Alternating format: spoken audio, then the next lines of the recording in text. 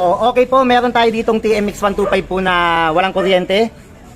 So ito po ay aayusin natin. So ang totoo niyan, close na po yung ating shop. Pero dahil ito ay emergency, dahil ayaw nga umandar ng motor, so aayusin po natin.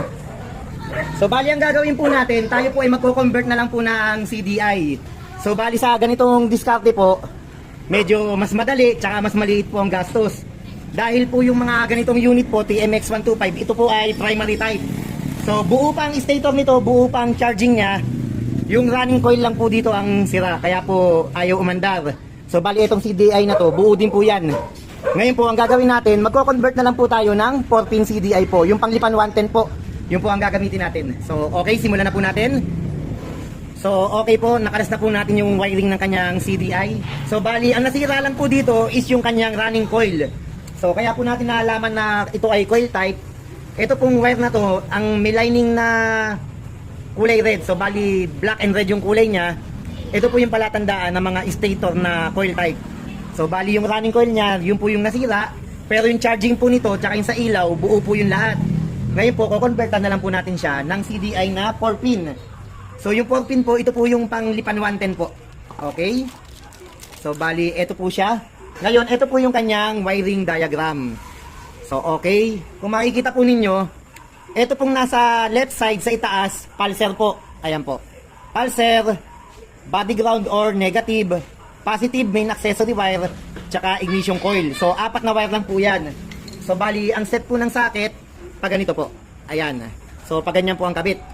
Okay? So okay, ito, pulser, body ground or negative, ito, ignition coil, tapos positive or ano po, main accessory wire. So iwa-wiring na po natin.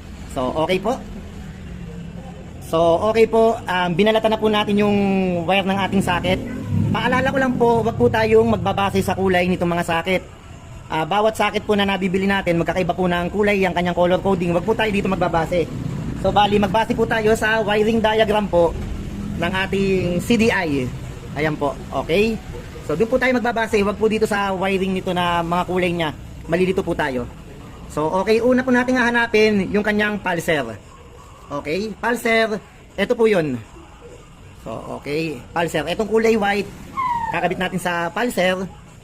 So okay, dito sa unit na to, ang kanyang pulser po ay kulay blue yung wire na may lining na puti. So okay, ito po siya. Okay, yan po yung pulser, diyan po natin to ikakabit. Okay po. So, ito na po yung linya ng ating pulser. Binalutan na rin po natin siya ng electrical tape. Ang kasunod naman po na ililinya natin ay yung pong ignition coil.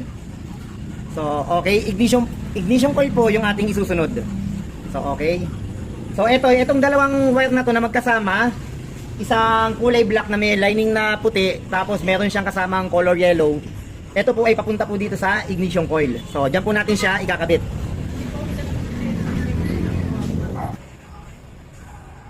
Okay po, na ikabit na din po natin yung linya ng kanyang ignition coil at binalutan na rin po natin ng electrical tape. Ang isusunod po naman natin ay yung negative or body ground po. So, okay, ito yung ating CDI. Okay, at ganito ang position yan. Okay, yung nasa kaliwa, bandang ibaba. Ayan, ito po, lalagay natin sa negative or body ground. Pwede ikabit sa body ground, pwedeng ikabit sa negative. Okay? Okay po, naikabit na po natin yung negative or body ground po. So, binalutan na rin natin siya. Ito po yung huling wire na ating pong ikakabit. Okay, so itong huling wire na to, ito po ay positive or main accessory wire. So, okay po. Ito po yung linya ng ating placer relay. So, okay po. So, dito po tayo kumuha ng main accessory wire. Gamit po itong test light. So, hinanap natin yung kanyang main accessory wire. Okay, so pag kinabit natin yan dyan, pag sinusi natin, dapat umilaw. Okay, nasa positive pala yung ating ground. O, ilalagay natin siya dito sa kabila sa negative.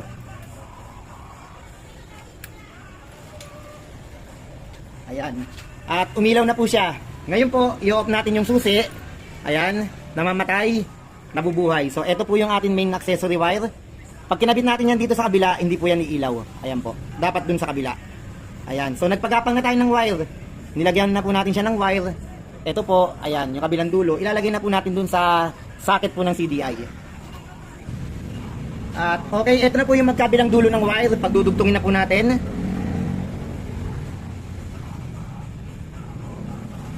Ayan po. Tapos babalutan natin to at tetestingin na po natin.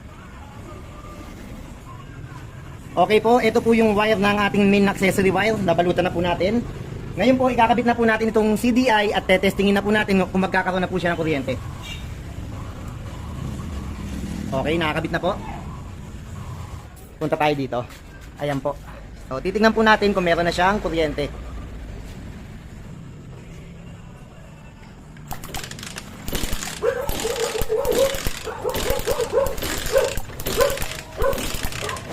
Okay po, nakita po ninyo, may kuryente na po siya, malakas na yung kanyang kuryente. Ikakabit po natin yung spark plug at susubukan na po natin pandarin.